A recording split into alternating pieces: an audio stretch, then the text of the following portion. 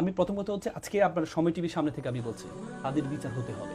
তা তো বটেই। হাদির বিচার হতে হবে। এটা নিয়ে কারো যে কোনো হাদি দ্বিমত নাই। যে হাদি বলেছে খালেদা জিয়া হাসলে বাংলাদেশ হাসে, যে হাদি বলেছে খালেদা জিয়া কাঁদলে বাংলাদেশ কাঁদে, সে হাদিকে বিএনপি কতটুকু ওন করতে পেরেছে?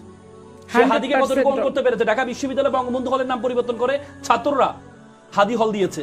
আপনি দেখেন বেগম জিয়াদের শোক যে ব্যানার, সে ব্যানারে তারা ওসমান হাদি হল লেখে না, বঙ্গবন্ধু হল লিখেছে। কেন?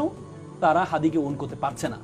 আজকে মনিয়াপা দেখেন কিভাবে, কত বড় সাহস হতে পারে, উনি গিনিপিগ বলেছেন হাদিকে, কিভাবে করতে পারে। আপনি দেখেন ইনকলাব মঞ্চ হাদির গুলির পরবর্তীতে সমাবেশ করেছে, বিএনপি তারা সবাই উপস্থিত ছিল। হাদির জানাজা আপনি দেখেন মির্জা ফখরুল ইসলাম আলমগীর সাহেব, কিন্তু আপাত অভিযোগ যে হাজি ছিলেন। তার মানে এই হাদিকে ওন করতে কি ওনারা পেরেছে? ওনারা ওন করতে পেরেছে যে হাদি সবসময় তার আদর্শ মনে করতে খালেদা জিয়া এবং জিয়াউর রহমান। কিন্তু আপার অভিযোগ হচ্ছে যে হাদি হত্যাকে কেন্দ্র করে জামাত নির্বাচন পেছনের ষড়যন্ত্র করছে। হাদি হত্যার বিচারকে কেন্দ্র করে,